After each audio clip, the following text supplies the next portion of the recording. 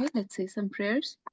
Om Ajnanatimirandasya Jnananjana-Shalakaya चक्षुरुन्मिलितं येन तस्मै Tasmai Shri Chaitanya Manobhishtam स्थापितं येन भूतले Gadamayyam Dadati Swapadantikam Vandeham Shri Guru Shri Yutapadkamlam Shri Gurum Vaishnavamscha Shri Rupam Sagrajatam Sahagana Raghunathanvitam Satam Sajivam Sadvaitam Savadutam Parijana Sahitam Krishna Chaitanya Devam Shri Radha Krishna Padan Sahagana Lalita Shri Vishakhanvitamscha He Krishna Karuna Sindhu Deenabandhu Jagatpate Gopesh गोपिका कांता राधा कांता नमोस्तुते तप्त कांचना गौरांगी राधे वृंदावनेश्वरी वृषभानुसुते देवी प्रणमामि हरिप्रिये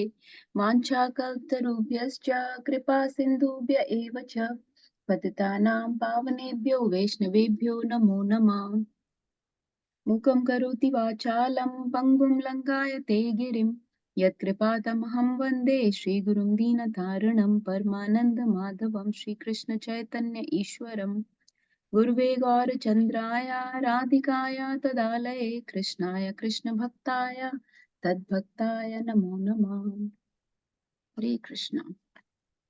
So we will continue our style from last week, and I think we'll continue that throughout the Bhagavad Gita, where we'll take turns to read some paragraphs, maybe a couple paragraphs each devotee, and then we'll just share a few points of information from each paragraph. So let's get started. Welcome everyone. Sheetal Mataji, welcome back from India. Rekha Mataji, Hiral Mataji, Poonam Mataji, Ramesh Prabhu, Chetan Prabhu, Namita Mataji, and my mom, Nagarjan Prabhu. Thank you for joining. I'm just sharing my screen here. So we have to read from here. So just to summarize very quickly what we read so far, we read that Bhagavad Gita is part of Upanishads. It's called Gita Upanishad. Upanishads are considered typically Shruti, which means the knowledge is heard from the Supreme Lord directly by the devotee. And Bhagavad Gita is considered both Shruti and Smriti. It's part of Mahabharata. It has 5 main topics, and this was spoken by Krishna on the battlefield of Kurukshetra when Arjun was very much perplexed and did not know what to do, what was his duty, what was his dharma. So Arjun not only Krishna not only instructs Arjun about his dharma on that battlefield, but also he instructs about to all of us. Arjun is just is an instrument to deliver this knowledge to all of us for all times, for all people, no matter what dharma, what external religion they may follow, no matter what nationality, what color, what race, what gender they belong to. This is applicable to all humans at all times. And this knowledge is always relevant because it's coming, we read that it's aparushya, meaning it's coming from the supreme absolute source. The supreme absolute truth is delivering the knowledge himself, and there is no contamination, there is no deficiency, no defect in Krishna. As a result, the knowledge is also completely perfect, and this knowledge does not change. Our material knowledge can change, but this knowledge does not change. And Krishna tells us about 5 main things in Bhagavad Gita, 5 main things that we need to understand our existence in this world. Who are we? So who is a jiva? What is a jiva? What is their nature? What is their purpose? What is us? What is the Supreme Lord? What is the origin of that jiva? So the origin of the jiva is in divinity, is in Supreme Lord. They are part and parcel of the Supreme Lord. Who is that Supreme Lord? And how do we establish the connection with the Supreme Lord? And why are we here? What is this world? What is this? This is Krishna refers to this as phenomenal world. What is this phenomenal world that we are, where we are now? What is the nature of this world? What controls? What are the powers or energies in this world that keeps the jiva trapped in here? Why can't we go back to our original destination? What is our original destination? What is that spiritual sky we came from? And how to go back there? So all this knowledge is given. So the 5 main topics of Bhagavad Gita are, can somebody tell me what are the 5 main topics? Who knows? So I told you that one thing you have to remember is that there are 5 main topics of Bhagavad Gita. If anybody asks you what is the essence of Bhagavad Gita, if you know that much, you'll be able to give them a quick summary or a sense of Bhagavad Gita. Mataji, I can try. Yes. The 5 main topics of the Bhagavad Gita is about the Ishvara, who is the controller, then the Jivas, like we are controlled. Then the third one is Prakriti, which is the material nature, time, and karma. Hari Bol. 3 times Hari Bol for Mataji. Hari Reborn. Bol, Hari Bol, Hari Hari Bol. Very nice. Amazing. So everyone should have this on their tips. So that's why I called these sessions study of Bhagavad Gita. Because when we are reading Bhagavad Gita, we are not reading it like we read a fiction book, we read, some made up stories. This is the essential knowledge about our existence here in this world. We have to study it like a textbook. We have to study it, how we have invested our time, energy in reading all the textbooks in our life. Like I am a physician, I'm a doctor, so how much time I have invested in studying those medical books. I need to spend more time than that on this, because this is actually very subtle knowledge. Though that was all gross knowledge about material substances, right? About material elements, body that we can see. Now we have Bhagavad Gita takes us into the realm of unseen things that we cannot see. This is all subtle information, the things, the energies of this world that we cannot see, the divinity, supreme lord that we cannot see, the actual jiva also we cannot see, living entity which is trapped within this body. We can only see the body. The time factor, kal chakra, we can see the effect of time, but the time energy, how it's controlling us, we cannot see that. So we have to really study this. So please take this very seriously. This is the most important thing you will do in your life. It is said that many philosophers have concluded that Bhagavad Gita is the conclusion of all the philosophy. It is the highest, topmost philosophy that is ever written down, that is available to the humans. And there are so many philosophies available, but all of them are actually lower than this philosophy. Whatever anything else has to offer is already given in Bhagavad Gita. It is the highest theology, highest philosophy, and it gives you the perfection of life. So we really have to take this seriously.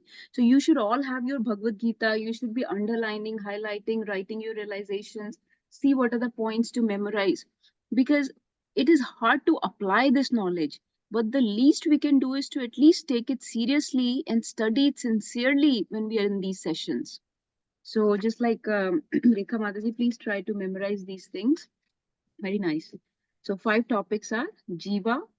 So we are Jiva. Bhagwan is Ishwar. The connection between the two is through yoga, various paths that we follow to connect to the Ishwar, that Jiva connecting to Ishwar. That process is called yoga or karma. And then Kal Chakra, the factors that control us in this world is Kal Chakra, Samsar Chakra or Kal Chakra, time factor. And then this samsara, this prakriti, this material world itself, where we are trapped, this material world. So the prakriti around us. So these are the 5 main topics of Bhagavad Gita. Let's start reading because we have to cover a lot today. So we'll start from here. Now, Prabhupada is further elaborating on the position of each of these things mentioned in the 5 topics. Who wants to read?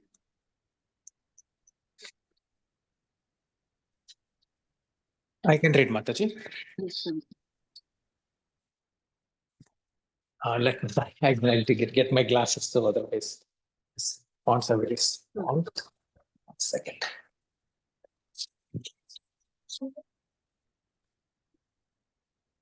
Yes, I can see this.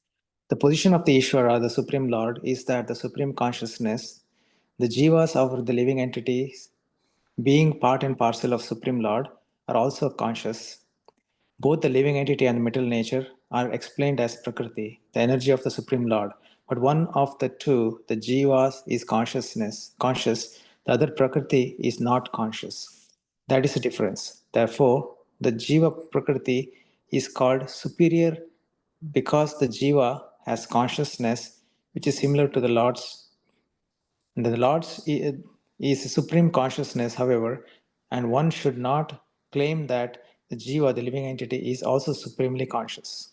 The living being cannot be supremely conscious at any stage of his perfection, and the theory that he can be so is a misleading theory. Consciousness or conscious he may be, but he is not perfectly or supremely conscious.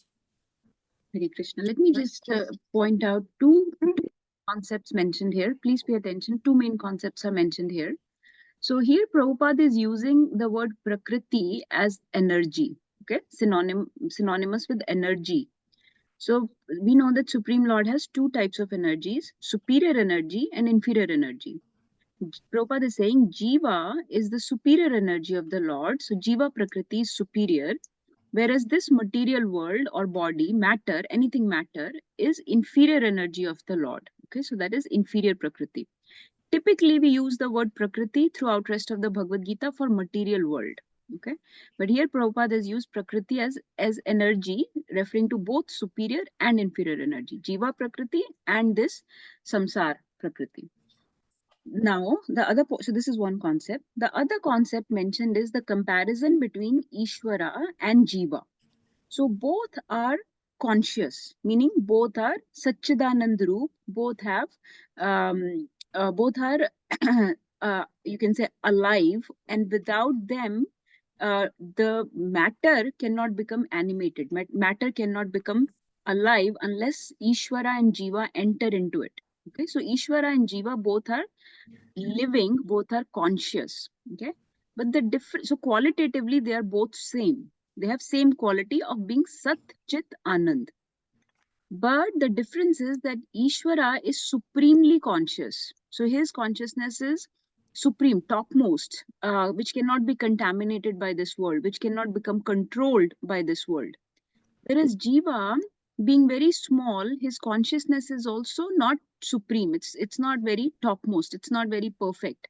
So this Jiva, even though it is also conscious and qualitatively same as Ishvara, his consciousness can become contaminated, can become controlled by this world. So Prabhupada is saying then, living being cannot be supremely conscious, so we can never become God. This line basically means that even though somebody may perfect their consciousness, may achieve their topmost potential, the topmost qualities that a jiva can have, but they cannot become God. Their qualities are same as God, but quantitatively they are less in number. So let's say Lord has unlimited qualities. I may only have, the topmost jiva, like Brahmaji, can have only 50 qualities. So in this way, we can have only a certain amount of qualities that the infinite Lord has. So Lord is infinite, but we are very small in number. So living being cannot become God, but it is also conscious just like God. So this is a misleading theory that a living being can become supremely conscious. Conscious he may be, but he cannot become perfectly or supremely conscious. So in other words, this line basically means that he cannot become God. Let's continue. Further distinction is given between Jiva and Ishvara. Please, you want to continue, Prabhuji?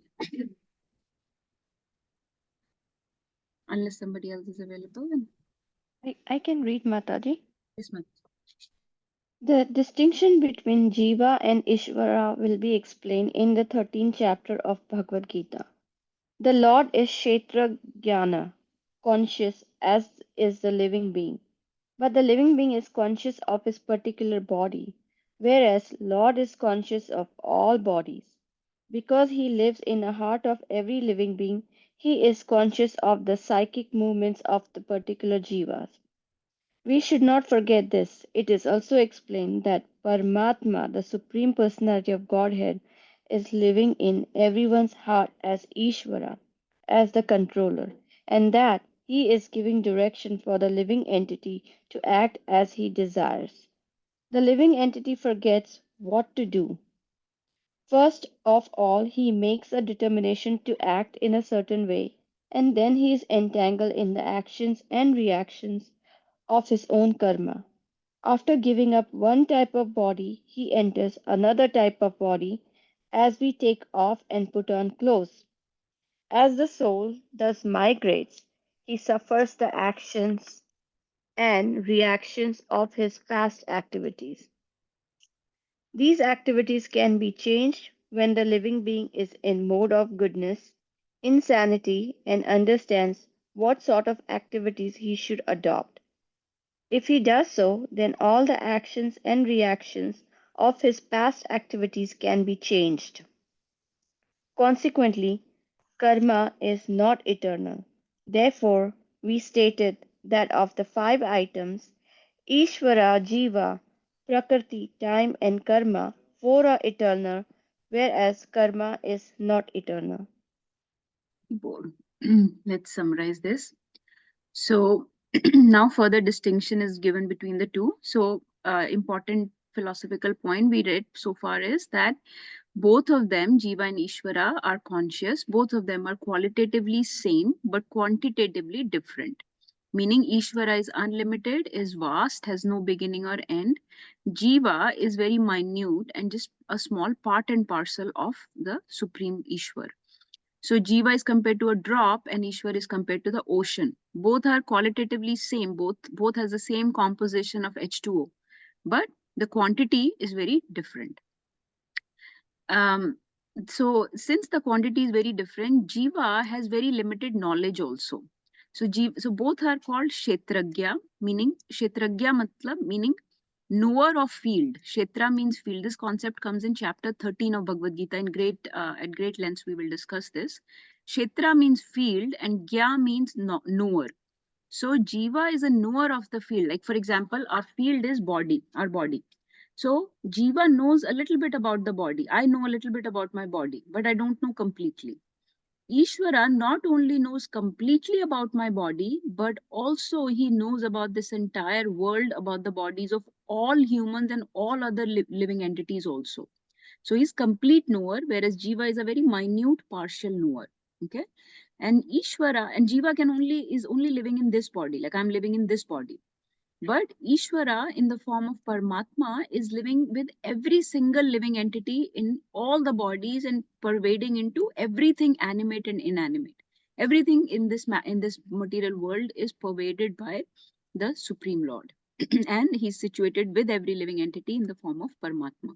So he can be present, he's omnipresent, he is omniscient. Omnipresent matlab present everywhere, omniscient meaning complete knower of everything. And he also has unlimited energies. That's why he's called omnipotent also.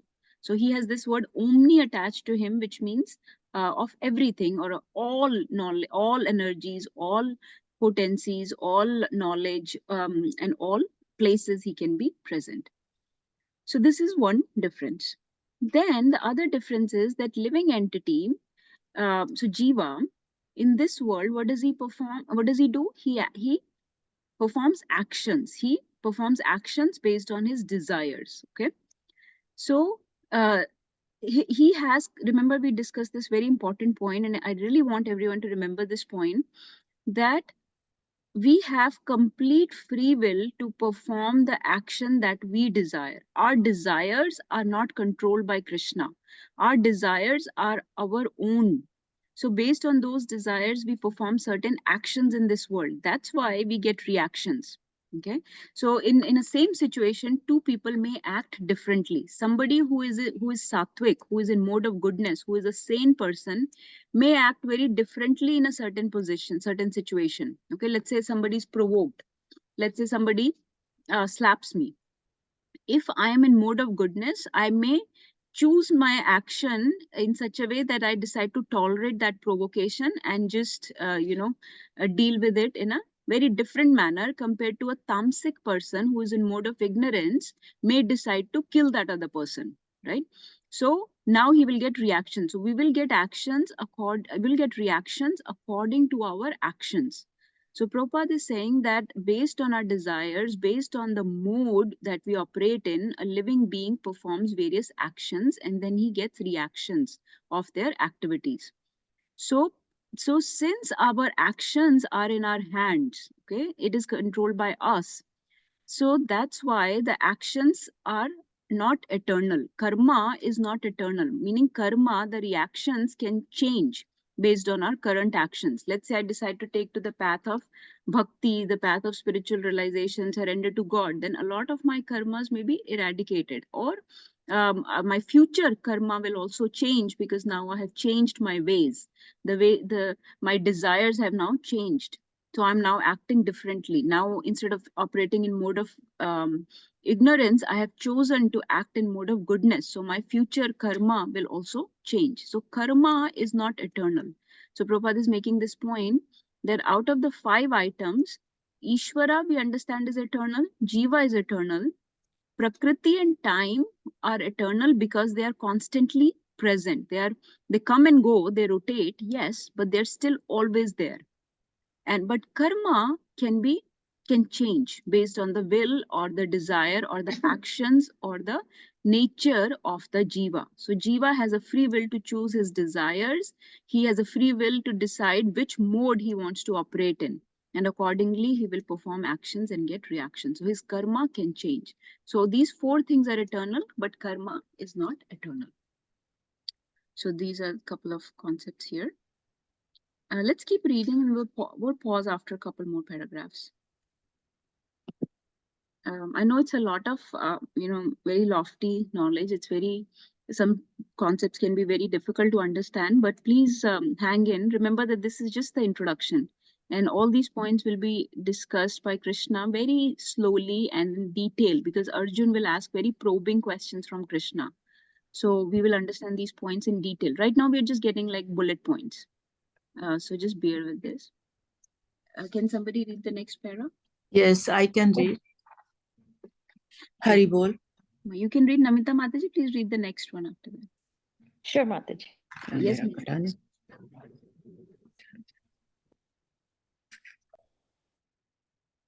Go ahead, Mom.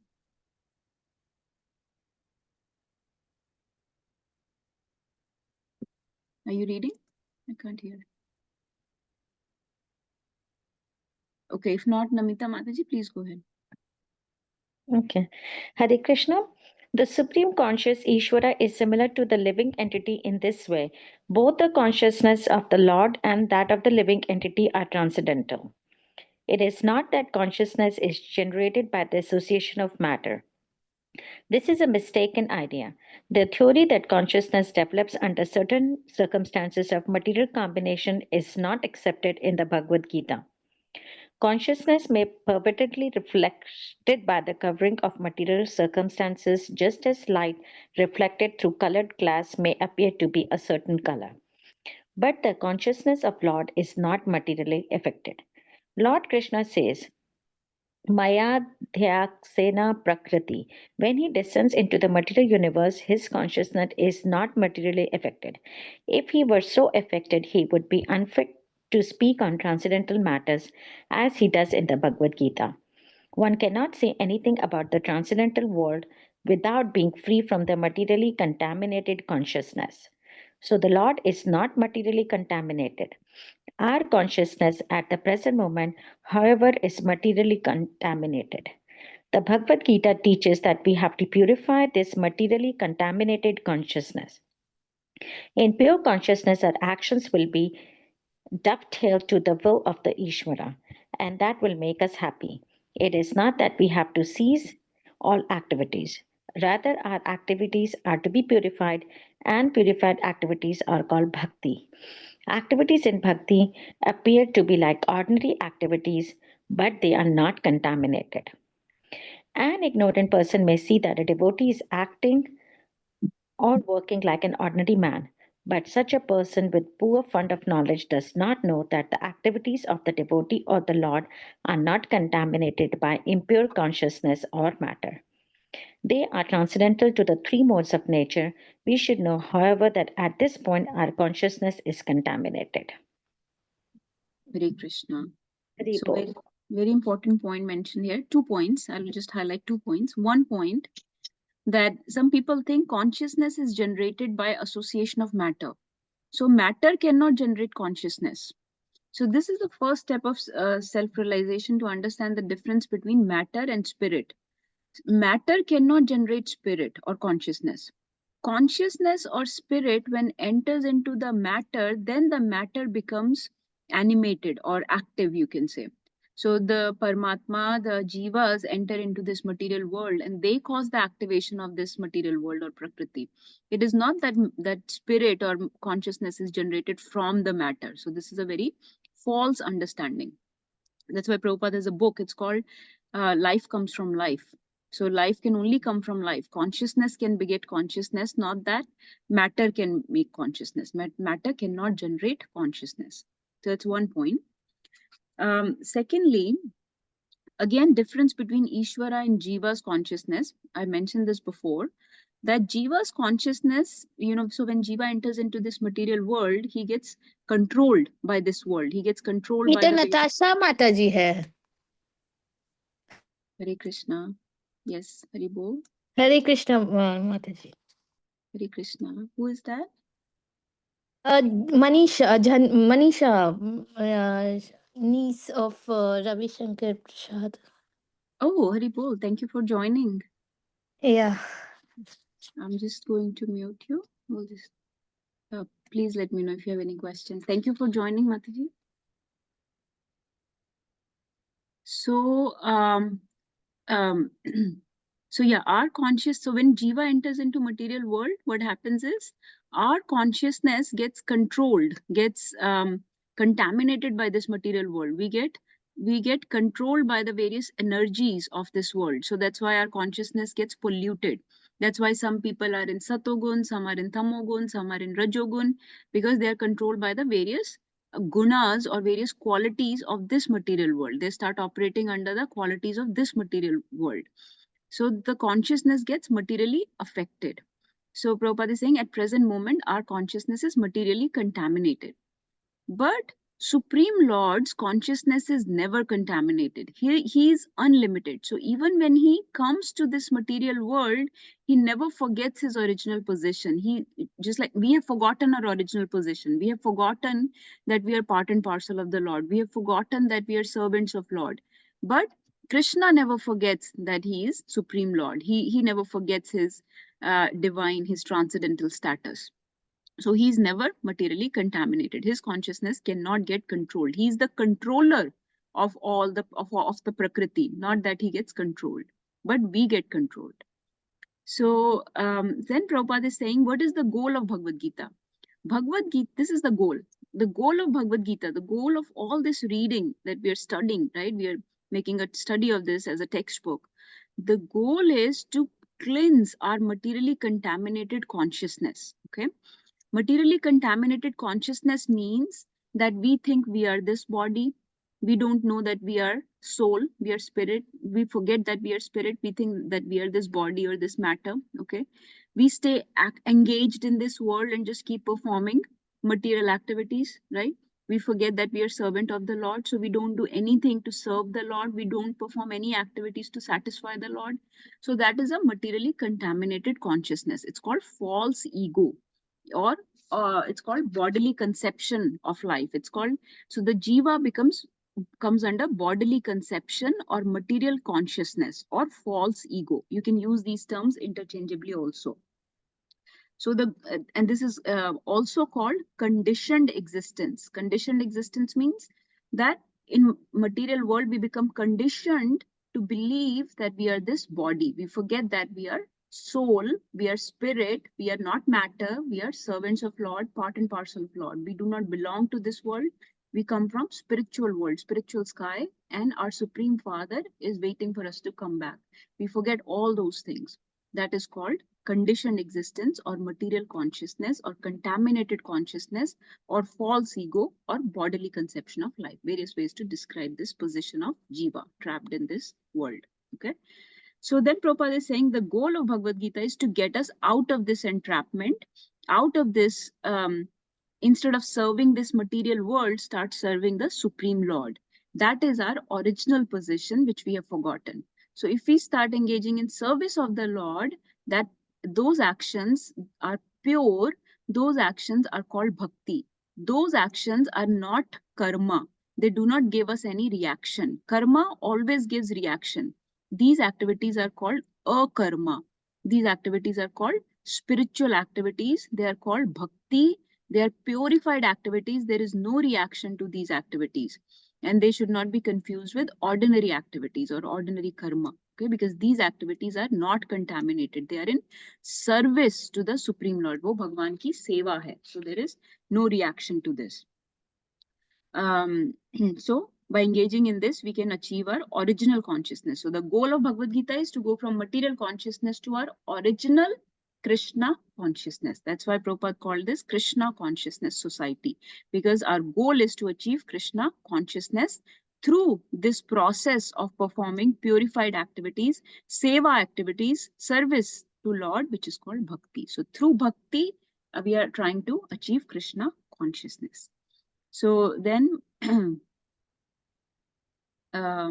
yeah, so this is the main point I wanted to establish. Let's read one more paragraph. Mama, are you able to read now? Are you in a position? Yes, I can read. Yes, Okay. I can read.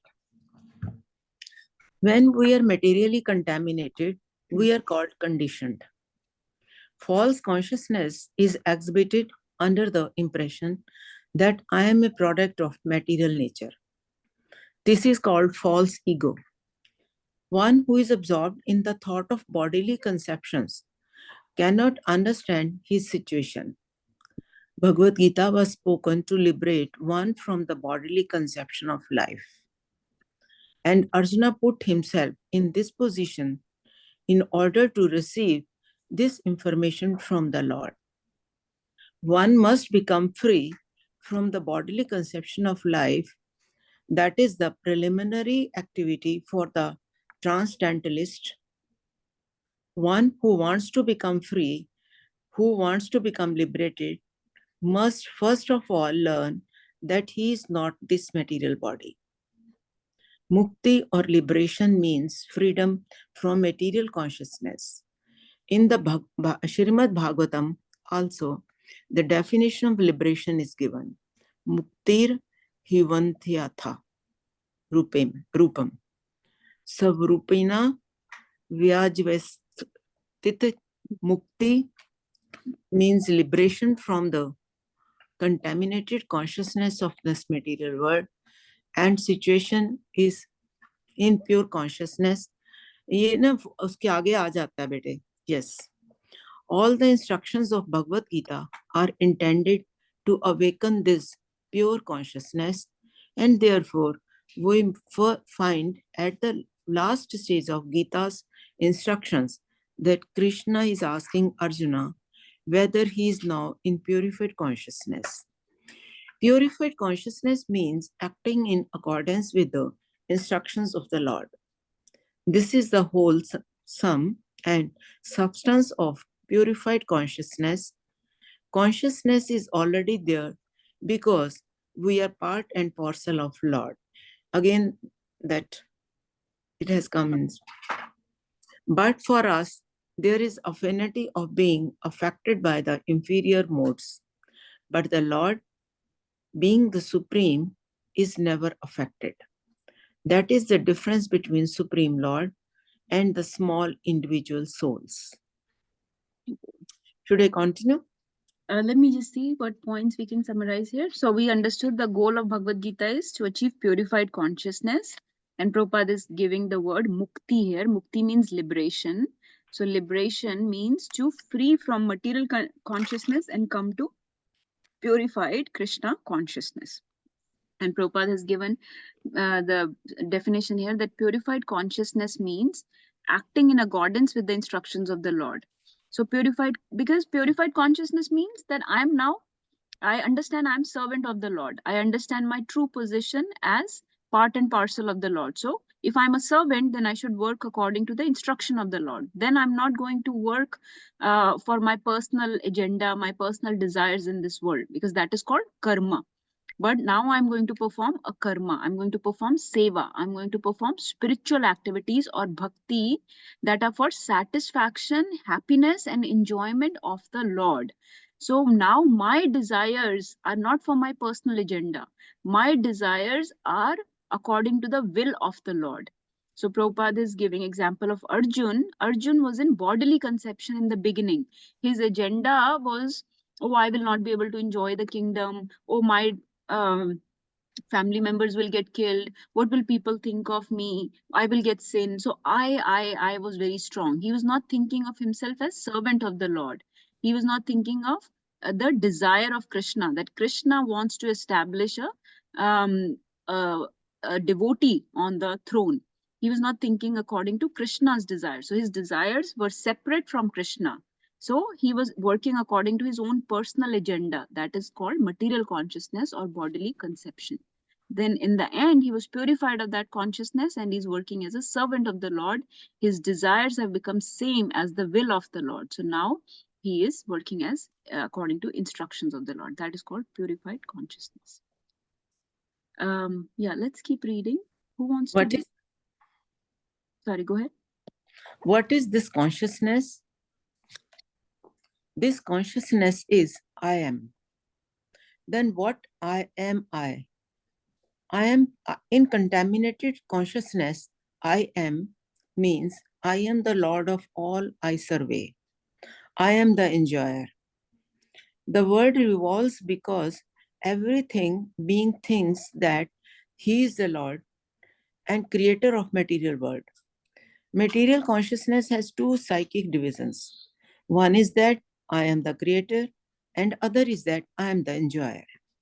But actually, the Supreme Lord is both the creator and enjoyer and the enjoyer. And the living entity, being part and parcel of the Supreme Lord, is neither the creator nor the enjoyer, but a cooperator. He is the created and enjoyed and the enjoyed. For instance, a part of machine cooperates with the whole machine. A part of the body cooperates with the whole body. Cooperates with the whole body. The hands, legs, eyes, and so on are all parts of the body, but they are actually the enjoyers. Not actually the enjoyers. But they are not actually the enjoyers. The stomach is the enjoyer. The legs move again. Legs move the hands. The legs move, the hands supply food, and the teeth chew, and all parts of the body are engaged in satisfying the stomach because the stomach is the principal factor that nourishes the body's organization. Therefore, everything is given to the stomach. One nourishes the tree by watering its root, and one nourishing the body by feeding the stomach. If the body is to be kept in a healthy state, then the parts of the body must cooperate to feed the stomach. Let's pause here because it's a long paragraph. So here Prabhupada is saying that in contaminated state, in material consciousness, in contaminated consciousness or bodily conception, the jiva thinks, I am the Lord, I am the proprietor, I am the enjoyer, I am the creator.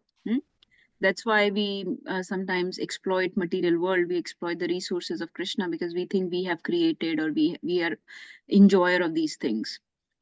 So material consciousness has two psychic divisions. So psychic division means two main factors on which material consciousness is based. One, that I am the creator. The other is that I am the enjoyer. I create and I enjoy.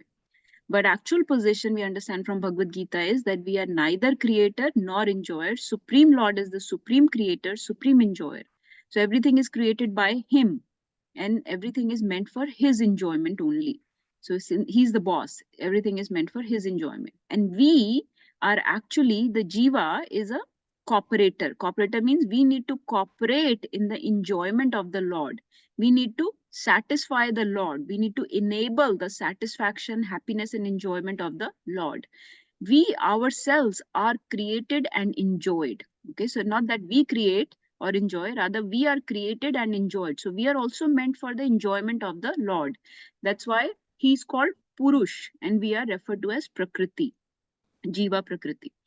Why? Because we are supposed to be created and enjoyed by the Lord. So every activity that we do, everything that we engage in this world, every thing that we use, everything that is given to us, we should use that in enjoyment of the Lord. We should use that to serve or satisfy the Supreme Lord. Then we will be in our true original position, or in Krishna consciousness. Otherwise, we are in contaminated consciousness, contaminated state. So our actual position is to satisfy the Lord. Prabhupada is given two analogies here. One is that in the whole body, it's the stomach that is enjoying the food, but the hand, legs, eyes, so on, these other things are enabling the stomach to enjoy. So they cooperate with each other. Hands will, let's say, cook the food or put it into the mouth. The teeth will chew the food. The tongue will help to swallow. The eyes will also, eyes and legs will also help in gathering the food, etc. So all are cooperating in ultimately supplying the food to the stomach. So the stomach is being served ultimately. Stomach is not doing any work, but just eating that food, just consuming that food. But all the other body parts need to cooperate.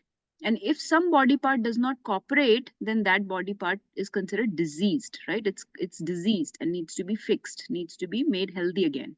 So similarly, all jivas need to satisfy the Supreme Lord. Stomach is compared to the Supreme Lord here, who is the enjoyer, who is not supposed to work. We are supposed to work for him. We are supposed to work for his satisfaction. We need to cooperate in his enjoyment and satisfaction. Then we will be in our original position. And if we don't cooperate in that, then we are also in a diseased state, diseased consciousness, and when we are just fulfilling our own agenda. And the other example is given of watering the root. So you always water the root of the tree, not that you water the stem or the branches or the leaves or the flowers of the tree. You just water the root of the tree, and that supplies the nourishment to all other parts.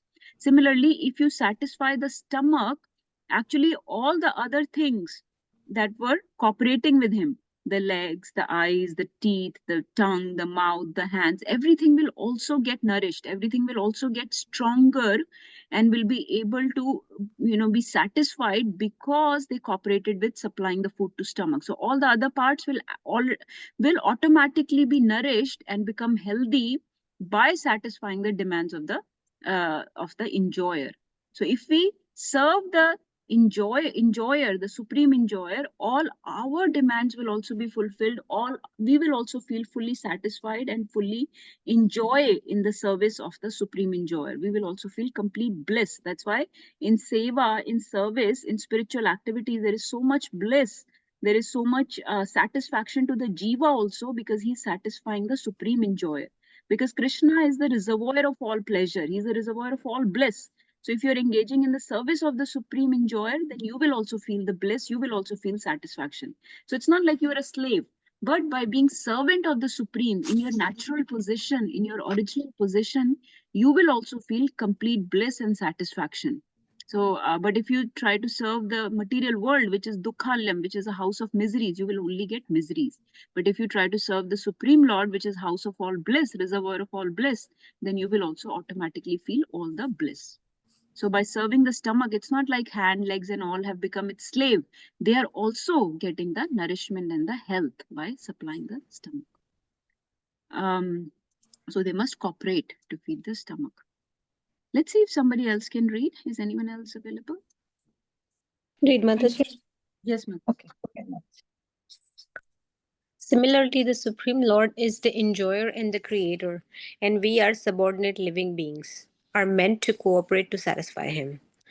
This cooperation will actually help us just as the food taken by the stomach will help all the other parts of the body. If the fingers of the hand think they should take the food themselves instead of giving it to the stomach, then they will be frustrated. The central figure of creation and of enjoyment is the Supreme Lord, and the living entities are cooperators. By cooperation, they enjoy. The relation is also like that of the master and the servant. If the master is fully satisfied, then the servant is satisfied. Similarly, the Supreme Lord should be satisfied, although the tendency to become the creator and the tendency to enjoy the material world are there also in the living entities, because the tendencies are there in the Supreme Lord who has created and manifested the cosmic world. So I think we Hari discussed this point. So we covered it already. Relation is like that of master and servant. So if servant tries to become master, then there will be consequences. There will be repercussions. Should I Okay. continue, Mataji? Yes, Mataji. We shall find, therefore, in this Bhagavad Gita that the complete whole is comprised of Supreme Controller, the controlled living entities, and the cosmic manifestation, eternal time and karma or activities, and all of these are explained in this text. All of these taken completely from the complete whole, and the complete whole is called the Supreme Absolute Truth. The complete whole and the complete absolute truth are the complete personality of Godhead Sri Krishna. All manifestations are due to his different energies. He is the complete whole.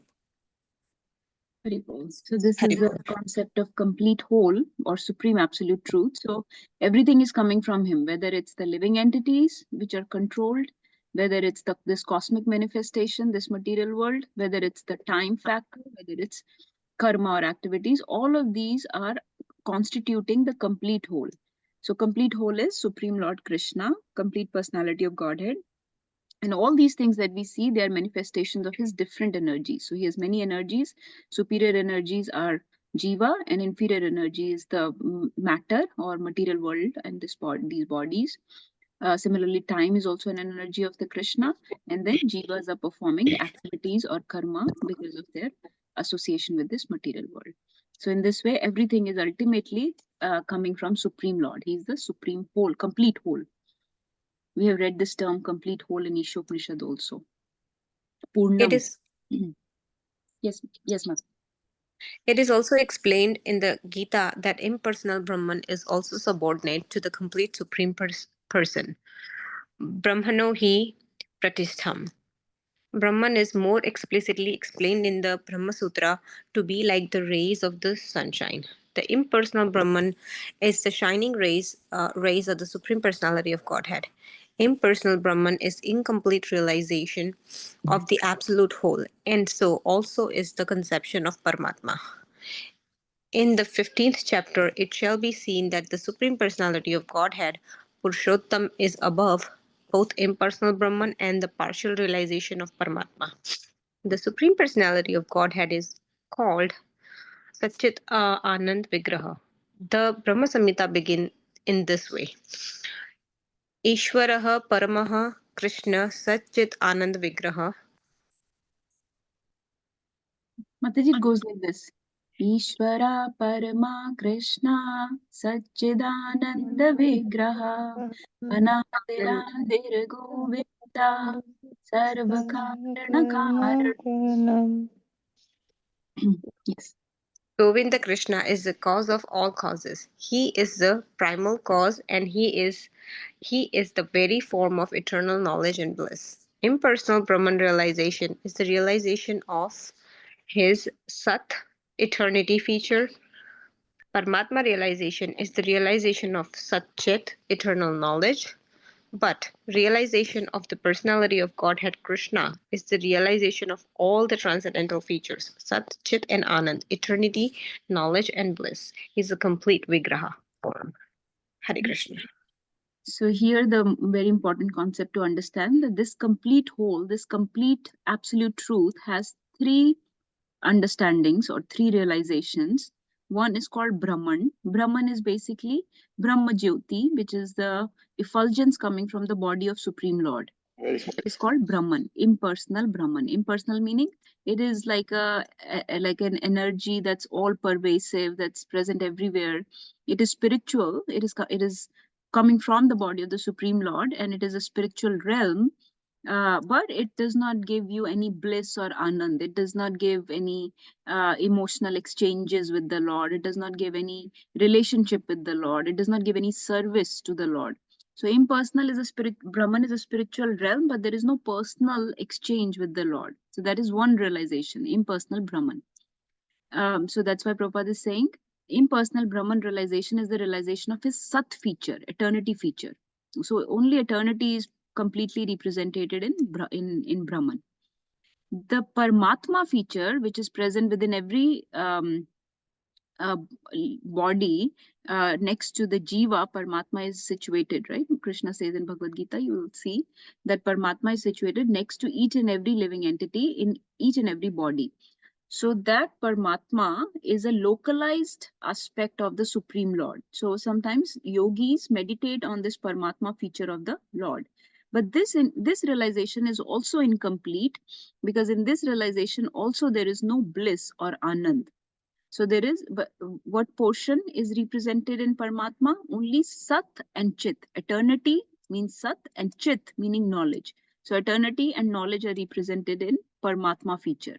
So that's why great Gyanis, ascetics, they go to forest, they're in search of knowledge. They focus on Paramatma feature of the Lord. But the Supreme Person, Absolute Truth, he's completely realized in his person form, in his Purush form or Purushottam form, which is a personality. So that personality is able to have exchanges with us. To him, we can render service. He can come down here and reveal so many truths to us in the form of Bhagavad Gita. He has a lot of pastimes. He has a lot of names. He has a lot of forms. He has a lot of qualities.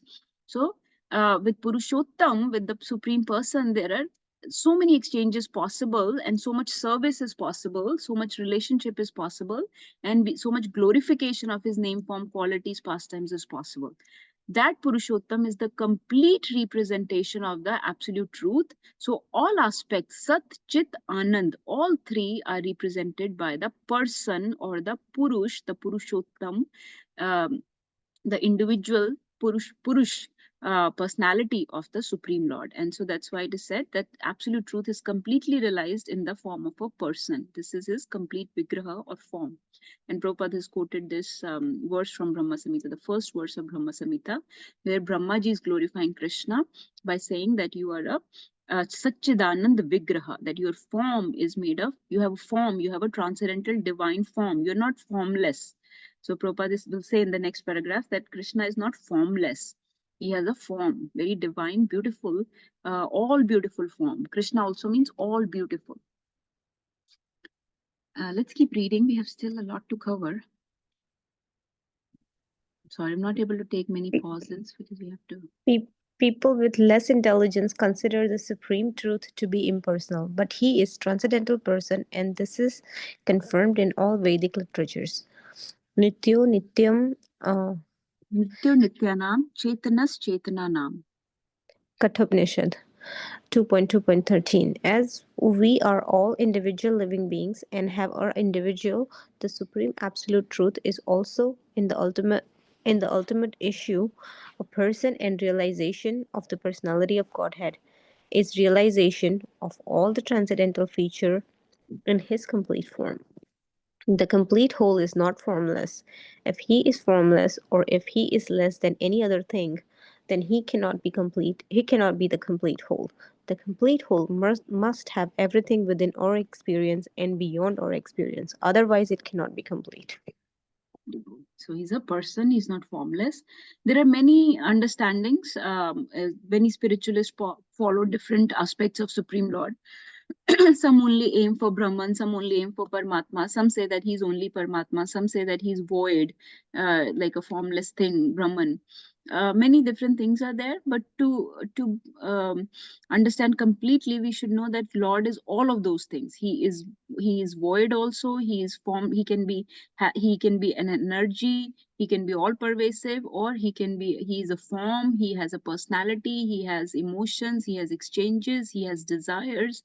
Everything. So he's actually not just a little bit of this and that. He's actually everything, all of those things. So people just have different understandings of or partial, incomplete understanding of the supreme whole. That's because we are so small. So we are not able to understand this complete whole. But Bhagavad Gita, Krishna reveals that he's a person. Can somebody else interested in reading? So, I can keep reading. Okay, go ahead. Yes, ma'am. Shalja. Yeah. The complete whole, the personality of Godhead, has immense potencies. Parasya Shakti Vividheva Shruyate. how Krishna is acting in different potencies is also explained in Bhagavad Gita. This phenomenal world or material world in which we are placed is also complete in itself, because the 24 elements of which this material universe is a temporary manifestation, according to Sankhya philosophy, are completely adjusted to produce complete resources which are necessary for the maintenance and subsistence of this universe.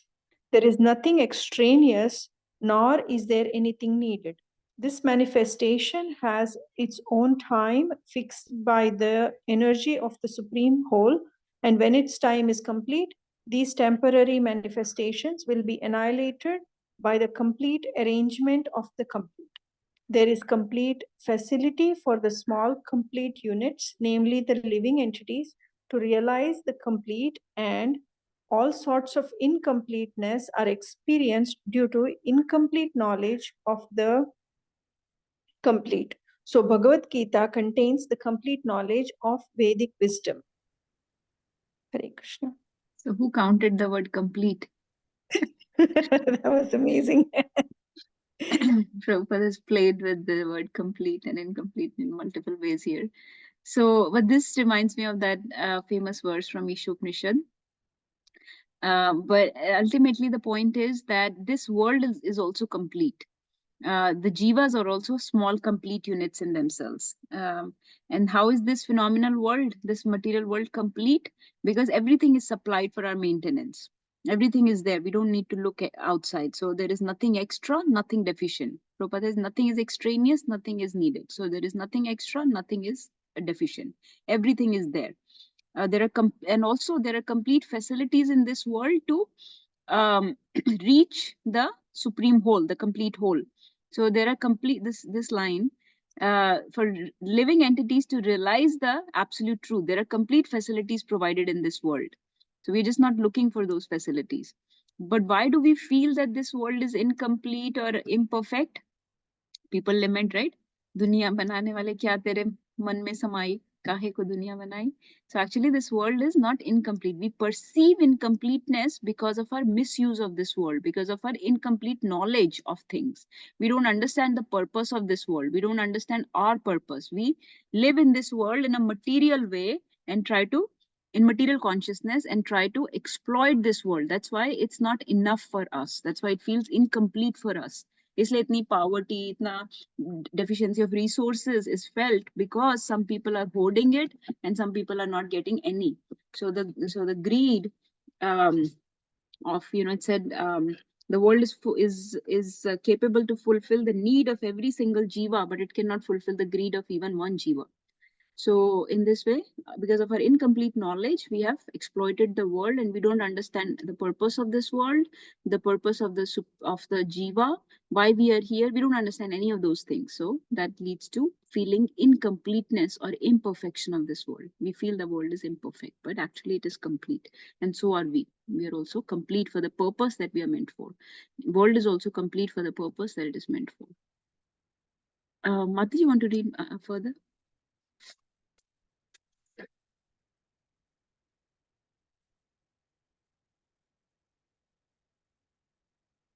Anyone else? If not, Mataji? Read, Mataji. Yes, ma'am. All Vedic knowledge is infallible, and Hindus accept Vedic knowledge to be complete and infallible. For example, cow dung is the stool of an animal, and according to Smriti or Vedic injunction, if one touches the stool of an animal, has to take bath to purify himself. But in the Vedic scripture, cow dung is considered to be purifying agent. One might consider this to be contradictory, but it is accepted because it is Vedic injunction. And indeed, by accepting this, one will not commit a mistake. Subsequently, it has been proved by modern science that cow dung contains all antiseptic properties. So Vedic knowledge is complete because it is above all doubts and mistakes. And Bhagavad Gita is the essence of all Vedic knowledge. Shall I continue? Yes, Mataji, let me just see. So we discussed this point last time, that Vedic knowledge is infallible, right? And it is Prabhupada has mentioned this example of cow dung. We might think that stool is impure, but still cow's stool, cow dung is purifying. So in this way, some things appear contradictory, but if you go by Vedic injunctions, then that knowledge is absolute. It's coming from Supreme Lord himself, who is infallible. So we understand that he can never be contaminated. So knowledge coming from him can never change. It's not defective, it's not deficient, it is eternal, and it is always applicable. So and Bhagavad Gita is the essence of all Vedic knowledge. It's the conclusion, it's the summary study of all Vedas. Yes, Mataji, please continue. Vedic knowledge is not a question of research. Our research work is imperfect because we are researching things with imperfect senses. We have to accept perfect knowledge, which comes down, as it is stated in Bhagavad Gita, by the parampara, disciplic succession. We have to receive knowledge from the proper source in disciplic succession, beginning with the supreme spiritual master, the Lord himself, and handed down to succession of spiritual masters. Arjuna, the student who took lessons from Lord Sri Krishna, accepts everything that he says without contradicting him. One is not allowed to accept one portion of Bhagavad Gita and not another. No, we must accept Bhagavad Gita without interpretation, without deletion, and without our own whimsical participation in the matter. The Gita should be taken as the most perfect presentation of Vedic knowledge. Vedic knowledge is received from transcendental sources, and the first words were spoken by the Lord himself. The words spoken by the Lord are called Apaurusha, meaning that they are different from from the words spoken by a person of the mundane world who is infected with the four defects. A mundaner, number one, is sure to commit mistake. Two, is invariably illusioned. Three, has the tendency to cheat others, and four, is limited by the imperfect senses. With these four imperfections, one cannot deliver perfect information of all pervading knowledge. Haribol. So here, the system of knowledge is given, that it's not based on our research. So there are two ways to get knowledge. One is called a descending process, and the other is called an ascending process. Descending is called avaro pantha, meaning comes down, like a stream flows down, a river flows down, a dhara that goes down. Okay. Aro means to climb up, an ascending process, aropanta. So there are two ways to get knowledge, two ways to acquire knowledge. One is descending process, and the other is ascending process, avaro and aro. This knowledge of Vedas is descending knowledge, which means it comes down from the Supreme Lord himself, like from the ocean himself, the rivers are emanating, or I don't know, some other example you can say, but dhara is coming down. It's disciplic succession is often called parampara or dhara. So this dhara is flowing down from Krishna himself through an authoritative series of teachers and students. So Krishna gave it to Brahmaji, Brahmaji gave it to Vyasadev, Vyasadev gave it to Narad Muni. Sorry, Brahmaji gave it to Narad Muni, Narad Muni gave it to Vyasadev, Vyasadev gave it further. Like that, this knowledge is coming down in a authoritative, bona fide sequence of gurus and students. That is called descending process of knowledge. So when we get knowledge through that process, it is more reliable, it is more authoritative and more bona fide, okay? Because it is coming directly from the source. The ascending process of knowledge is through our own research, through our own logic, our own intelligence, our own senses. But Prabhupada is saying he's giving us four defects in the senses or in the four defects in a living entity. That our senses are imperfect, we commit mistakes, we are always illusioned, and we have a tendency to cheat others. That's why ordinary living entities, if they try to get this knowledge through an ascending process by making their own efforts or their own research, by using their own intellect or mental faculties, they will not be able to come to the right conclusion because they have these defects, they have these four deficiencies, whereas Krishna has no defect or deficiencies. So the descending knowledge coming from him is more reliable than ascending information received by you through your own research and efforts. I want everyone to remember these 4 defects that a jiva has. Whenever we finish introduction, we'll try to have maybe a Kahoot quiz, and it'll be completely taken from the introduction. So these are the 4 things to remember. What are the defects that a jiva has? We commit mistakes, we have imperfect senses, we tend to get illusioned, and we tend to cheat others. So with this, we cannot get perfect knowledge. Other point Prabhupada has mentioned in this is that we should not interpret Gita according to our own whimsical interpretation or participation. What this means is that there are a lot of translations of Bhagavad Gita. Some of those are contaminated because they are giving wrong message. For example, somebody may say that Bhagavad Gita promotes violence, or it says that war is the answer to everything, to all the civic or administrative problems can be solved with war, or violence should be practiced, something like that. Or the message of Bhagavad Gita is to become a desh bhakt and fight for the country, something like that. So this is whimsical knowledge. This is based on one's own personal agendas. So if somebody has a personal agenda, they can convolute the knowledge and misinterpret to represent their own ideas. They can convey their own personal agenda, their own personal ideas through the knowledge of Bhagavad Gita by misinterpreting the knowledge. So we should accept the Bhagavad Gita without interpretation as Krishna wants us to understand. That's why it is called, as Prabhupada has called it, as it is. So beware of such false commentaries. I think we just read for a few more minutes, maybe just this next 2 paragraphs and then stop. Yes, please. Vedic knowledge is not imparted by such defective living entities. It was imparted unto the heart of Brahma, the first created living being, and Brahma in his turn disseminated this knowledge to his sons and disciples as he originally received it from the Lord. The Lord is Purnam, all perfect, and there is no possibility of his becoming subjected to the laws of material nature. One should therefore be intelligent enough to know that the Lord is the only proprietor of everything in the universe, and that he is the original creator, the creator of Brahma. In the 11th chapter, the Lord is addressed as Prapitamaha because Brahma is addressed as Pitamaha, the grandfather, and he is the creator of the grandfather.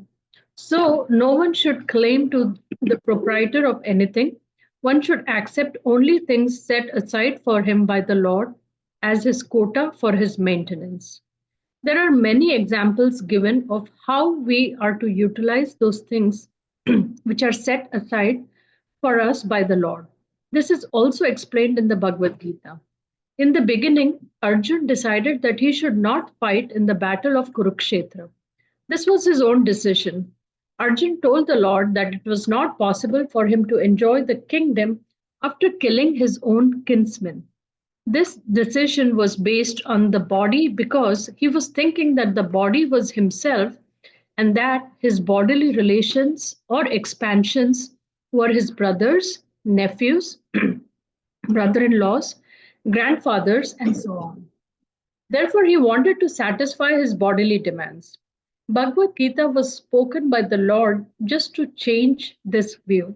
And at the end, Arjun decides to fight under the directions of the Lord when he says, Karishye Vachanam Tava. I shall act according to your word. Hare Krishna. Hare Krishna. I'll just summarize this quickly. So, this word Purnam means all perfect. So Krishna is the supreme controller. We understand he is the supreme creator. He is the supreme proprietor. He is the cause of all causes, or primal cause of everything. He is supreme maintainer. He's Purnam, all perfect. And Prabhupada is also saying in Bhagavad Gita, he's called Prapitamaha. Pitamaha is grandfather, like Brahma Ji is addressed as Pitamaha because he's the grandfather of all living entities. So Prapitamaha is Manu is the father, Brahma Ji is the grandfather, and Prapitamaha is the great grandfather. So Krishna is referred to as Prapitamaha. So he's even the lord of the master of Brahma Ji. So that means that he creates everything. He's the original creator. Brahma ji ko kai baar creator bolte hain, but Brahma ji is the secondary creator working under the direction as service to Supreme Lord. Brahma ji is an architect, but he's working under the direction of the Lord, Supreme Lord, who is the original creator. The blueprint and everything is that of Supreme Lord. So since we cannot create anything, we do not have right to claim anything either. We do not have right to consume anything without proper permission, without you have to just use the quota that's meant for you. So Prabhupada is saying you cannot consume anything in this world that's not meant for you. So whatever is set aside for you as your quota, and whatever you have offer to the Supreme Lord after getting his permission, after sanctifying it by his permission, then you can consume that. Otherwise, since you can't create, how can you consume? In this concept, we have read in Ishopanishad in detail. Then Prabhupada is saying, nothing is meant for our enjoyment, basically. So everything is created by Lord, it's meant for his enjoyment. And Arjun was giving one of the reasons to not fight was that he will not be able to enjoy the kingdom. Right, all his kinsmen, family members, friends will be killed. How will he be able to enjoy the kingdom? So he's trying to just enjoy the kingdom for himself. This is bodily conception. This is a material consciousness, and that's why Krishna elevates him from this material consciousness by showing him his original position. That you're not going to win this war to enjoy the kingdom for yourself. You're going to win this war for my service, so that I will enjoy the kingdom, so that my devotee will rule this kingdom under my guidance, that I want a devotee to be seated on the throne. So this is not for your enjoyment that you're going to fight this war. Even if you don't have any enjoyment in this, you still have to fight this war as a service. So, so in Bhagavad Gita, Krishna pulled him out of this material consciousness and brought him into spiritual consciousness, so that ultimately Arjun's consciousness becomes purified. He understands this is not for my enjoyment. This is not just my personal agenda that my kinsmen should not die, etc. He says, "Karishye vachanam tava."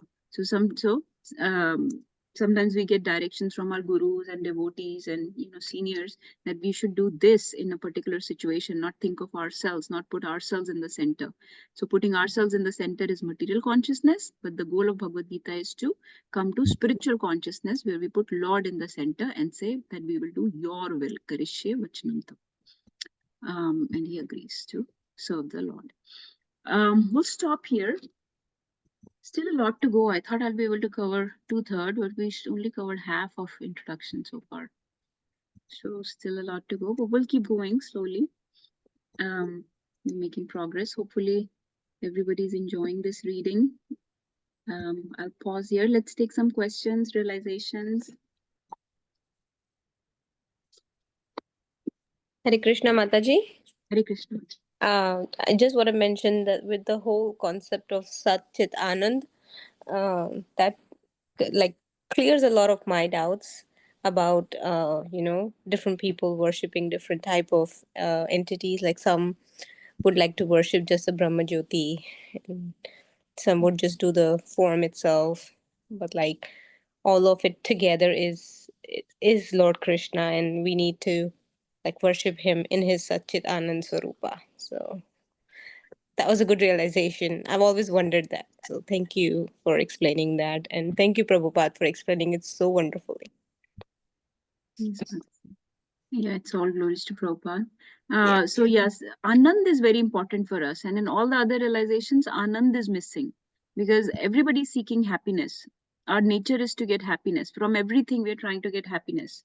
So if other realizations don't give us happiness, they become a very tedious task. It becomes very difficult to pursue those paths of Gyan and other Brahman realizations, because they're not giving Anand.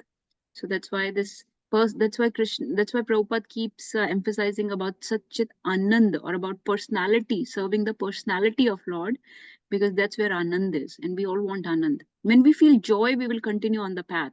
If there is no joy, it's hard to continue. So joy is very important for us.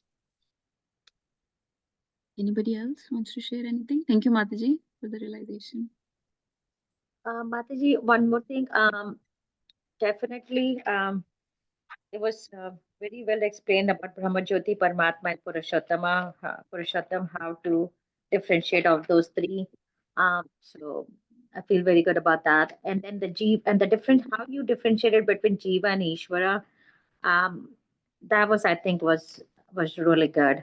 I kind of made notes on it and did like a differentiation line, so it clarifies really well. So thank you so much for that.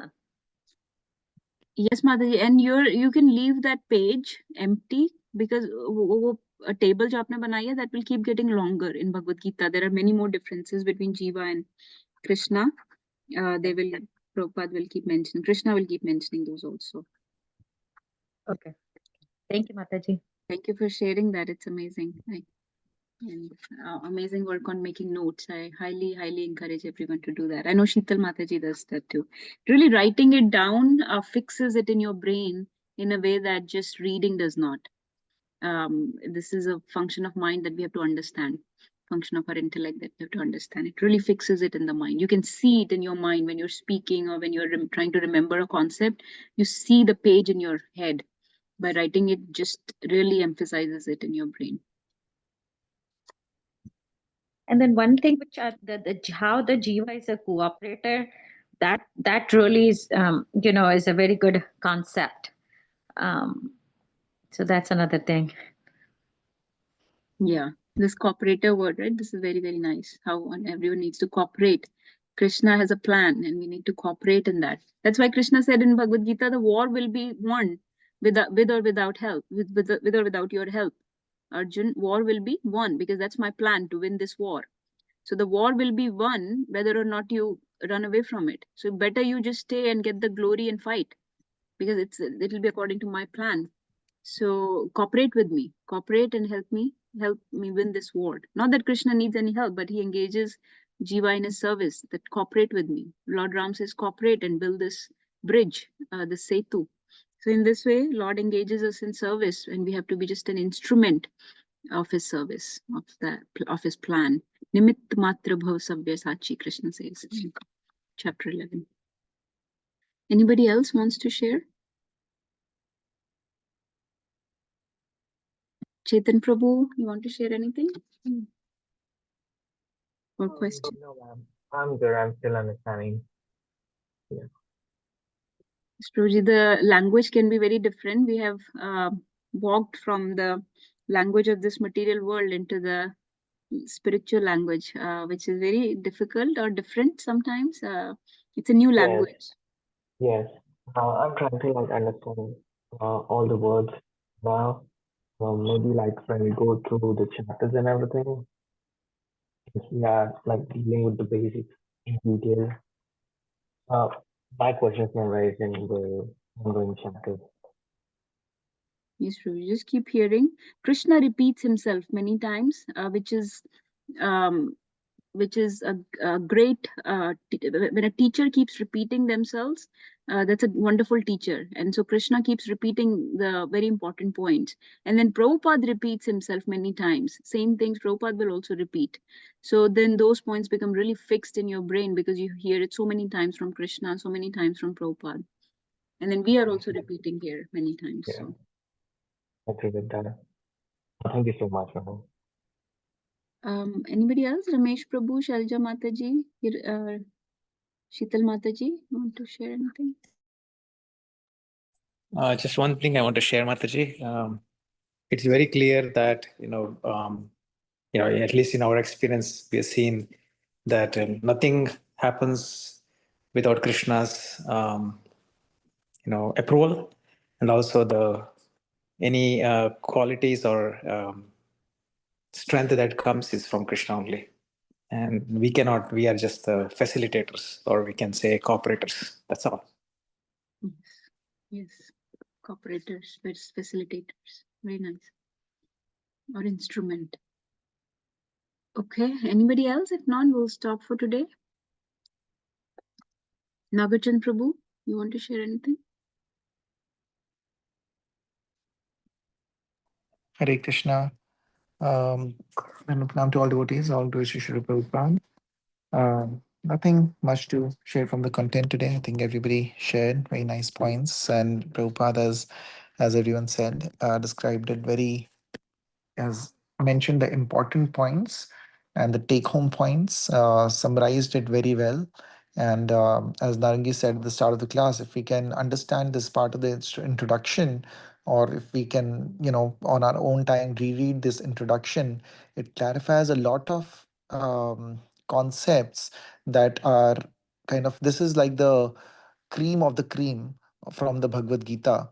So if we can really, just have faith in Prabhupada and just understand that these concepts are directly coming from the shlokas which are coming forward that we are going to be reading in Bhagavad Gita, then this is like the essence of the essence. This is already the summary, the summum bonum of everything that is going to be coming. So it's a very, very wonderful. And just wanted to mention that for those who are around here in this area, next weekend we are planning a picnic for the devotees, just at the. Hare Krishna. Let me just stop the call, Oh, then we sure. will discuss this. Thank you everyone for joining. Vancha kaltarubhyascha Kripa sindhuveva cha sindhuveva patitanam pavanebhyo vaishnavebhyo Vaishnavebhyo namo namah. Hare Krishna Bhaktaya Tadbhaktaya Namo Namah. Hare Krishna. Thank you everyone for joining. All glories to Bhagavan Gauranga. Hare Krishna.